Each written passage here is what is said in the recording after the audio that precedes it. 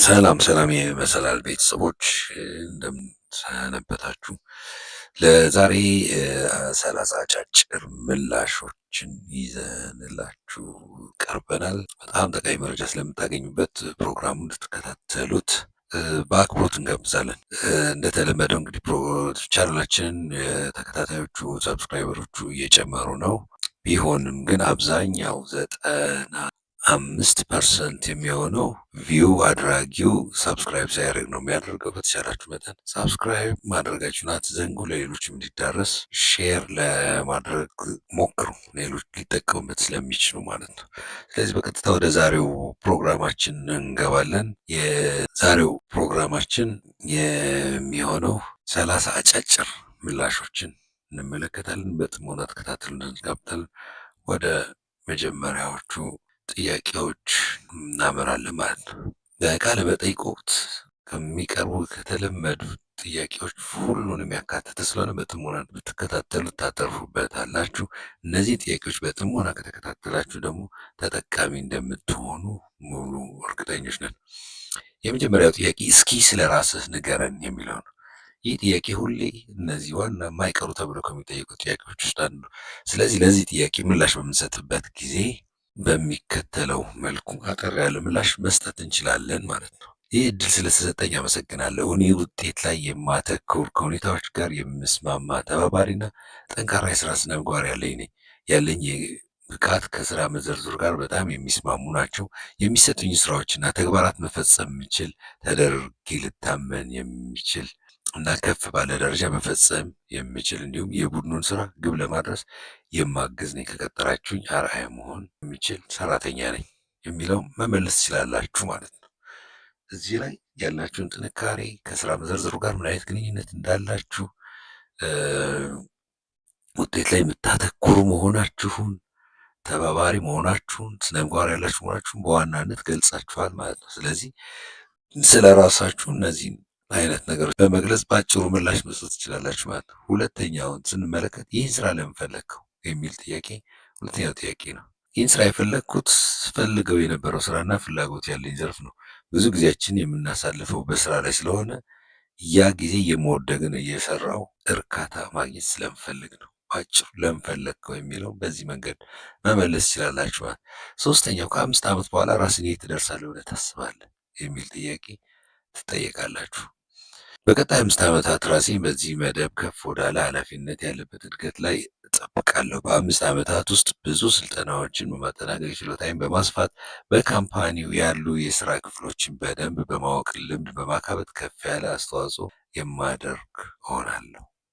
በ5 ዓመት ውስጥ ትማራለህ፣ ስለ ድርጅት ታውቃለህ፣ ስልጠናዎች ትወስዳለህ። ስለዚህ ወደ ተሻለ ነገር ራስን እንደምታይ ከዚህ ጋር የተያያዙ በፊት የተሰሩ ቪዲዮዎችንም መልስ እያላችሁ ትመለከቱ ጥሩ ነው፣ ለየት ባለ መንገድ ማለት ነው። ሌላኛው ጥያቄ አራተኛው ስራህን እንዴት ነው የምታደራጀው ኦርጋናይዝ አድርገህ የምትሰራው የሚል ጥያቄ የማይቀር ጥያቄ ነው። ለሱ የሚሆነው አጭር ምላሽ ደግሞ ስራዬን የማደራጀው ጽዱ የሆነ የስራ ቦታ በመፍጠር ከስራዬ ግብ አንጻር ስራዎችን በቅደም ተከተል በማስቀመጥ ነው። አንድ የቅደም ተከተላቸው ስራዎችን በከለር ለያቸዋል። እንደየቅደም ተከተላቸው ስራዎችን በከለር ለያቸዋለሁ። ቀይ በጣም አስቸኳይ ለሆኑ፣ ቢጫ ቀጥለው ለሚሰሩና አረንጓዴ በመጨረሻ ሰዓት ጊዜ ሲኖረኝ የሚሰሩ ይለያሉ ማለት ነው። ቀጣይ 5ኛ ጥያቄ ዋና ዋና ጥንካሬዎችህ ምንድን ናቸው? ይህን ቴክኖሎጂ ዋና ዋና ጥንካሬዎች ውስጥ ከሁኔታዎች ጋር መላመድ መቻልና እንደ ሁኔታው ተለዋዋጭ ሁኔታ ሲኖር ራስን ማስተካከል አዳፕቴሽን እና ፍሌክሲብል ከተቀመጠልኝ ስራ መዘርዝር ውጭ ስራ ሲኖር ለመስራት ፈቃደኛ በመሆን ስራ መስራት እችላለሁ። እኔ ኃላፊነት የሚሰማኝ ችግር ፈቺና ለውጥ በአዎንታዊነት የምቀበል ሲሆን ሁሌም ውጪ ቆጣቢ የሆነ የስራ ዘይቤ የምከተል። ስለዚህ የአንተ ጥንካሬዎች ምን ምን ሁኔታዎችን ያካተት ነው? ፍሌክሲብል ነህ፣ አዳፕት ታደርጋለህ ሁኔታዎችን፣ ሌሎች ስራ መስራት ትችላለህ። ስለዚህ እነዚህ ዋና ዋና ጥንካሬዎች ናቸው። ቀጣይ ደግሞ ዋና ዋና ድክመቶች ምንድን ናቸው ተብለህ ስለምትጠይቀው ጥያቄ የሚከተለው መልስ በአጭሩ መስጠት ትችላለህ። ዋናው ድክመቴ አንዳንድ ጊዜ ሰዎችን አይሆንም ማለት ይከብደኛል። ማለትም ከአቅሜ በላይ ኃላፊነት ወስዳለሁ። ሆኖም አሁን ግን ቃል ከመግባቴ በፊት ያለኝን የስራ ብዛት መጀመሪያ መዳሰስ እንዳለብኝ እየተለማመድኩ ነው። ስለዚህ ድክመት ምንድን ነው? በቃ ሰዎች እንትን እንዳይላቸው እሺ አዎ ምናምን ትላለህ። ስለዚህ ይህን ለማሻሻል ጥረት እያደረክ ነው። ይህን ድክመትን ማወቅ ደግሞ ጥሩ ነው። ድክመት የለኝም ብሎ ግን አይመለስም ማለት ነው። ሌላኛው ሰባተኛው ጥያቄ ከስራ ባልደረባ ጋር የሚኖር ግጭት እንዴት ትወጣዋለህ? በስራ ላይ እንግዲህ ኮንፍሊክት ያጋጥማል። ስለዚህ ይህን ነገር እንዴት ትወጣዋለህ ተብለህ ብትጠይቅ አጭሩ ምላሽ መጀመሪያ ቃላቶችንና ድርጊቶችን እዳስሳለሁ። ለጠቡ አሉታዊ በሆነ መንገድ አስተዋጽኦ አለማድረጌን ለማረጋገጥ፣ ቀጥዬ ከስራ ባልደረባዬ ጋር በግል በማናገር የእሱን እይታ ለመረዳት በመሞከር ለሁለታችን ሊያግባባ የሚችልና አብሮ ሊያሰራ የሚችል መፍትሄ ለማምጣት እጥራለሁ። የመጀመሪያው ነገር በቃ አንተ ያደረካቸው ነገሮች ስህተት ናቸው፣ ጥሩ ናቸው፣ የኔ መንስኤ የነበረው ወይ የሚለውን ራስህን ማየት በጣም ጠቃሚ ነው ማለት ነው። ቀጣይ የምንመለከተው ራስህን በሶስት ቃላት ሲግለጽ እንዴት ነው የምትገልጸው? አጭር መልስ ነው። ቀና፣ ኃላፊነት የሚሰማውና ስነ ስርዓት ያለው ነኝ። ሶስት ፖዚቲቭ፣ ሪስፖንሲብል እና ዲሲፕሊንድ ነኝ። እኔ ደስተኛና ቀና ሰው ነኝ። ይህ ደግሞ ወደ ባልደረቦቼ የሚገባ ነው። እኔ ኃላፊነት የሚሰማኝ ሲሆን ከተሰጠኝ በላይ ስራዬን በአግባቡ የምሰራ፣ በመጨረሻ ምንም እንኳን የሚረብሽ ሁኔታዎች ቢኖርም በስራዬ ላይ ትኩረት አድርጌ መስራት የሚችል ሰራተኛ ነኝ በሚለው መንገድ ራስህን በሶስት ቃላት ትገልጻለህ ማለት ነው። ዘጠነኛው ጥያቄ ለምን ከኛ ጋር ለመስራት ፈለግ የሚል ጥያቄ ይኖራል። ዘጠነኛ እኔ ከእናንተ ጋር ለመስራት የድርጅቱን ስም በመጥቀስ የፈለግኩት ምክንያት በዘርፉ ትልቅ ስም ስላላችሁ ነው። እዚህ የሰሩና ያነጋገርኳቸው ሰዎችም ይህንኑ በመግለጽ ስለ ማኔጅመንቱ እንዲህ ስትራቴጂያችሁን እንደምትንከባከቡ ነው የገለጹ። እናም ይህ ቦታ ረጅም የስራ ህይወት የምገነባበትና አቅሜን በማውጣት ልሰራበት የሚችል ነው ብዬ ስላመንኩ ነው። ስለ ድርጅቱ መረጃ ስትከታተለው ነበር። ስለዚህ እነዛን ሀሳቦች በመግለጽ ለምን መስራት እንደፈለግ ከዛ ትገልጽላቸዋለህ ማለት ነው። አስረኛ በእረፍት ጊዜ ምን ታደርጋለህ? ጓደኞቼና ቤተሰቦቼ ጋር ጥሩ ጊዜ ማሳለፍ በጣም እወዳለሁ። በሳምንት ውስጥ ብዙ ቀናት ወደ ጂም እሄዳለሁ፣ ንቁና ለሁሉም ነገር ዝግጁ ስለሚያደርገኝ። በተጨማሪም ለግል እድገት የሚጠቅሙ መጽሐፍት አነባለሁ፣ የቀጥታ ስርጭት ፕሮግራሞችን፣ ፖድካስቶችን፣ ትምህርታዊ የሆኑትን እከታተላለሁ። እና ምን አይነት ፐርሶናሊቲ እንዳለ እየነገርካቸው ነው ማለት ነው። 11ኛው ጥያቄ አሁን ያለህበትን ስራ ለምን ለመልቀቅ ፈለግ የሚለው ነው። ከባለፈው አስሬ ጋር ጥሩ የሆነ ደስ የሚል የስራ ጊዜ ያሳልፈናል። ብዙ ትልልቅ ስራዎችን አብረን አሳክተናል። ሆኖም አሁን አዲስ ፈተና ከአዲስ ድርጅት ጋር ሆኜ መወጣት ስለፈለግኩና በጣም አጓጊ የሆነ እቅድ ያለው ድርጅት ጋር መስራት አቅሜን እንዳወጣ እንዳሻሽል ስለፈለግኩ እንደዚህ አይነት ጥያቄዎች መልስ ስለባለፈው ቀጣሪያችሁ ምንም አይነት መንገድ ኔጌቲቭ የሆነ ምላሽ መመለስ አይጠበቅባችሁም ማለት ነው። ቀጣይ 12ኛ ጥያቄ ስለዚህ ስራ እንዴት ሰማ የሚል ጥያቄ ትጠይቃለህ። ለዚህ ስራ በተለያየ መንገድ ልትሰማ ትችላለህ። ሰዎች ነግረው ሊሆን ይችላል፣ ማስታወቂያ ተለጥፎ ዌብሳይታቸውን ቼክ አድርገህ ሊሆን ይችላል። ስለዚህ የሰማህበትን መንገድ በአጭሩ በእነዚህ መንገድ መመለስ። ላለፉት ወራት ድርጅታችሁን ስከታተልና ትክክለኛ ክፍት ቦታ እስኪወጣ ስጠባበቅ ነበር። ልክ ክፍት ቦታ እንደወጣ የስራና የትምህርት ማስረጃ ዝግጁ ስለነበር ወዲያው አመለከትኩ። ስለዚህ እየተከታተልክ ነበረ፣ ወዲያው በራስ መንገድ አግኝተዋል ማለት ነው። 13 በስራና ትምህርት ማስረጃ ያልተካተተ ነገር ካለ ንገረኝ። እንግዲህ ሲቪያችን ስናዘጋጅ የትምህርታችን ሁኔታ የሰራንባቸው ቦታዎች እንገልጻለን። እዛ ውስጥ ማናካታቸው አንዳንድ ነገሮች ልንጠይቅ እንችላለን። ስለዚህ እነዛ በምንጠይቅበት ጊዜ ደግሞ እንዴት አድርገን ነው የምንመልሰው? በስራና የትምህርት ማስረጃ ላይ ያልተካተተ አንድ ነገር ለመግለጽ ያክል የተወሰነውን ነፃ ጊዜ ወይ የእረፍት ጊዜ አነቃቂ ፕሮግራሞችን በማዳመጥ ለግል እድገት የሚጠቅሙ መጽሐፍትን በማንበብና ተጽዕኖ ፈጣሪ ሰዎችን በመከታተል ነው። ስለዚህ ሁሌም ለዲቨሎፕመንት ለራስህ ያለህን ለማሻሻል የምታደርገውን ሂደት ያሳያል ማለት ነው። 14ኛው ጥያቄ በቅጥር ታሪክ ውስጥ ወይ በሲቪ ውስጥ ለምን ክፍተት ተፈጠረ? አንዳንድ ጊዜ 1 ዓመት 2 ዓመት በተለያየ ምክንያት የስራ ልምዳችን ታሪክ ውስጥ ስራ ሳንሰራ ምንቆይባቸው ሁኔታዎች ሊኖሩ ይችላሉ። በውጭ ሀገሮች ኮንቴክስት ያው እነሱ ለሽርሽር ብለው ለቫኬሽን ብለው አጠራቅመው የሆነ ነገር ሊያደርጉ ይችላል። በእኛ ሀገር ኮንቴክስት ደግሞ ሊመጣጠን የሚችል በእንደዚህ አይነት መንገድ ለፊት ስራ ያቀምኩት ቤተሰቦቼን ኦር ልጆቼን ለማሳደግ ስል ነው። በህይወታቸው ጥሩ አጀማመር እንዲኖራቸው በማሰብ እና ይህ ደግሞ የሚሆነው ሙሉ ጊዜ እነሱን ለማሳደግ ስታቸው በመሆኑ ነበር። አሁን ላይ ልጆች የራሳቸውን ችለዋል። እኔም በሙሉ ልብ ስራ መስራት የሚችልበት ሁኔታ ላይ። ስለዚህ በቅጥር ታሪክ ክፍተት የነበረው 2 ዓመት ይሆን 3 ዓመት ይሆን ቤተሰብ ኃላፊነት ለመወጣት ነው።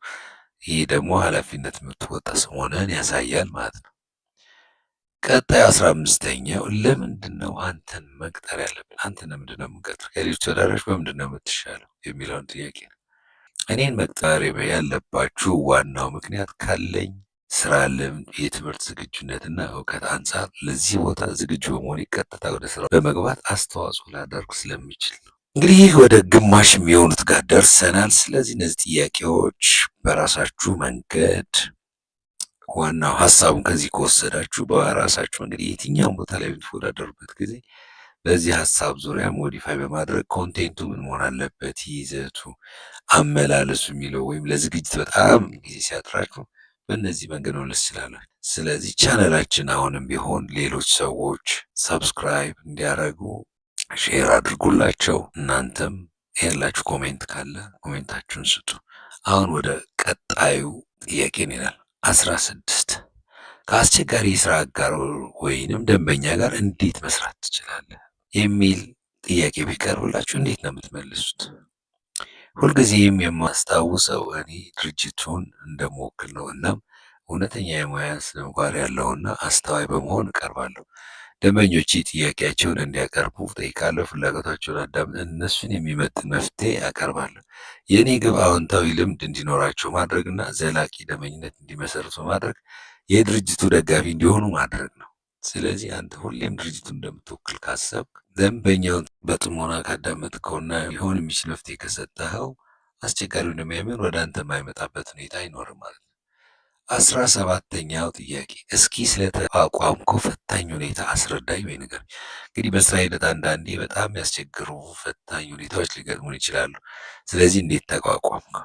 በፕሮጀክት ስራ ላይ ያለው አለቃዬ ደውለው 2 የቡድኑ አባላት የመፍቃድ ላይ ሳምንቱን ሙሉ እንደሆኑ ነገረኝ እና በዛውም ስራውን መስራት የሚችል መሆኔና በሰዓት መጨረስ የሚችል መሆኔን ጠየቀኝ። እኔም የቀሩኝን ስራዎች አይቼ እኔን ጨምሮ ለሁሉም የቡድን አባላት እንደየጥንካሬያችን በማከፋፈል እያመሸው በመስራትም ጭምር ፕሮጀክቱን በተፈለገው ጊዜ ለመጨረስ እያለሁ አለቃዬም ላሳየው ችግር ፈችነት ከሁኔታዎች ጋር ራስን ማስማማትና ተቀያሪ ስራ ችሎታ አመሰግኖኝ። ስለዚህ ሰዎች በመጉደላቸው ምክንያት የሌሎች ሰዎች ስራ መደረብ፣ ማከፋፈል፣ በሰዓት መጨረስ መቻል በጣም አስቸጋሪ ሁኔታ ነው።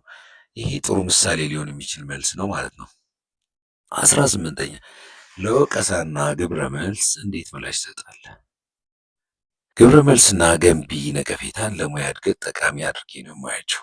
የግል አባባል የራሱ ግብረ መልስ የአሸናፊነት ቁርስ ነው። ግብረ መልስ ሲሰጠኝ አዳምጣለሁ፣ ክብደቱን አያለሁ፣ ከዛም ለማሻሻል አዎንታዊ እርምጃ እወስዳለሁ። በስራዬ በቀጣይነት እያሻሻልኩ ነው ያለሁት። ፊድባክ የሚወስድ ሰው በራሱ ላይ መሻሻል ማምጣቱ አይቀርም፣ ፖዘቲቭ ከሆነ እና ከፖዘቲቭ ኢንቴንሽን ለሚመጣ ማለት ነው። ቀጣይ 19 ከአለቃ ጋር ያልተስማማበት ጊዜ እስኪ ንገረኝ። ስራ ላይ እንግዲህ ሲኖር ከአለቃ ጋር አለመግባት ላይ እንዴት ነው ይሆን? ከደንበኛ ጋር በስልክ ለረጅም ጊዜ በመውሰዴ አለቃዬ ወቅሶኝ ያውቃል። ረጋ ብዬ በስነ ምግባር ደንበኛው በእድሜ ገፋ ያሉና ለድረገጻችን አዲስ በመሆናቸው እንዴት መጠቀም እንዳለባቸው ስለማያውቁ ጊዜ መውሰዱ አስፈላጊ እንደነበር ማስረዳት እንደነበረብኝ ሳስረዳው ሁኔታውን በመገንዘብ አለመግባባቱን ትቶ ሁኔታውን ለመረዳት ሲሆን ማስተካከለ ማለት ከኔ ጋር ወደ ጠብ የሚወስደውን ነገር ማለት ነው። ሌላኛው ዋናው ስኬት ምንድን ነው የሚለው ነው።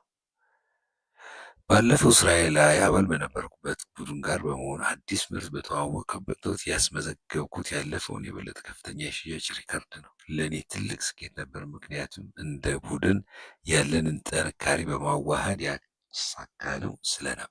አዲስ ፕሮዳክት አስተዋውቆ ለስኬት ማብቃት ትልቅ ነገር ነው። ውድቀት ስላጋጠመው እስኪ ንገረኝ። እንግዲህ ፌለር አንዳንድ የሆኑ ነገሮች በምሰራበት ጊዜ ፌል እናደርግ እንችላለንና እስኪ ስለነዛ ጊዜ ንገረን የሚል ጥያቄ። ገና እንደተቀጠርኩ የኦንላይን ስልጠና እንድወስድ ተደርጌ ነበር። ሆኖም ሁሉንም አውቃለሁ ብዬ ስላሰብ በአጋጣሚ ፈተናውን ማለፍ አልቻልኩም። ሁኔታው እንደገባኝ ወዲያው አለቃዬን ይቅርታ በመጠየቅ ትርፍ ጊዜን አጥንቼ ፈተናውን ማለፍ ችያለሁ። ከዛ ጊዜ ጀምሮ ብዙ ነገር ነው የተማርኩትና ለሁሉም ነገር በደንብ ዝግጁ መሆንን ጀመር የሚል ምሳሌ ምላሽ ማለት ነው። እንደዚህ ሌላ በቡድን ውስጥ እንዴት ትሰራለህ?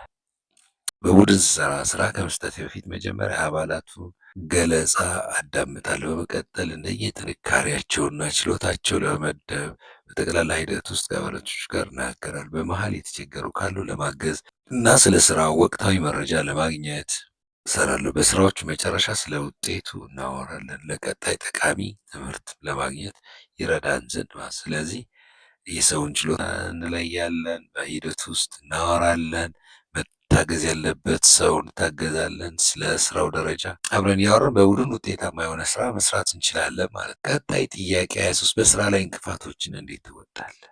እንግዲህ አንዳንድ ተግዳሮቶች ቻሌንጅ ሲያጋጥሙናልና እንዴት ትወጣለህ? እንቅፋቶች በአዎንታዊ ጎናቸው ነው የማያቸው። ቶሎ ብዬ ከሁኔታው ጋር ለመስማማት በመጣር እና ግቡ ላይ በማተኮር እሰራለሁ። ያሉኝን አማራጮች አጠናለሁ። እቅድ አውጥቼ ወደ ስራ እገባለሁ። እንቅፋቶች የተለመዱ ናቸው። ሆኖም እንዴት እንደምትይዘው ነው ወሳኙ ነገር ማለት ነው። ሌላኛው ጥያቄ በቀጣዩ ስራ ምን ትጠብቃለህ? በቀጣይ ስራዬ የምጠብቀው አዎንታዊ ባህል ያለው ፈጠራን የሚያበረታታና መጪውን የሚያይ ድርጅት ነው። የምጠብቀው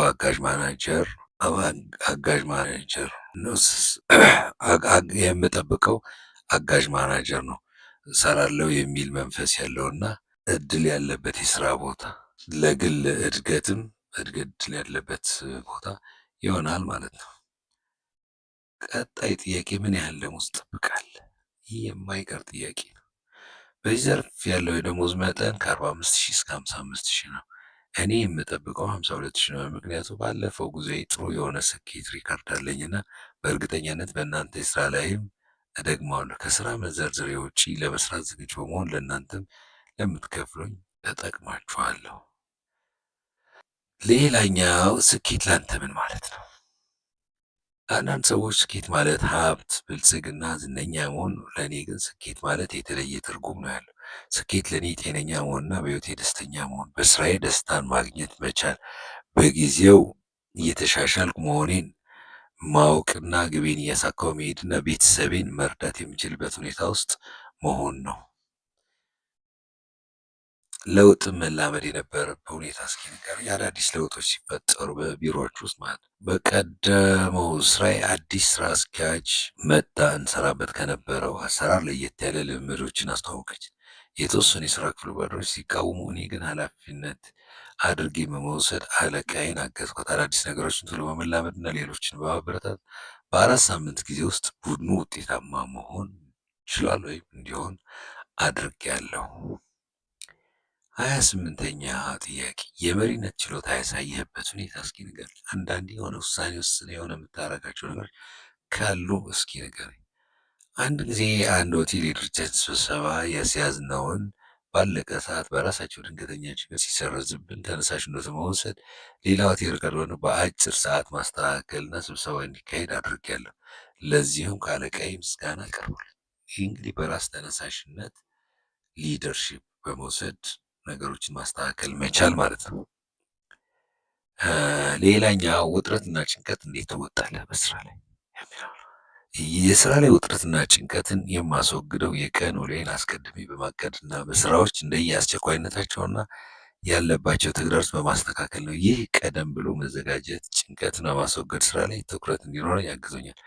ውጥረትና ጭንቀት በስራ ላይ ያሉ ሁኔታዎች መሆናቸውን ስለምገነዘብ እንድረጋጋ ያደርገኛል። የመጨረሻው ጥያቄ ሁሌም መመለስም ያለባችሁ ጥያቄ አለ። ጥያቄዎች ጠይቀው ምን ጥያቄ አለ የሚል ጥያቄ። ስለዚህ ጥያቄ የለኝም ማለት አይመከርም። ስለዚህ ሁኔታውን አይታችሁ 1-2 ጥያቄ ለምሳሌ እዚህ ጋር ያሉት ጥያቄዎች መጠየቅ ትችላላችሁ። አመሰግናለሁ። 2 መጠየቅ የምፈልጋቸው ጥያቄዎች አሉ።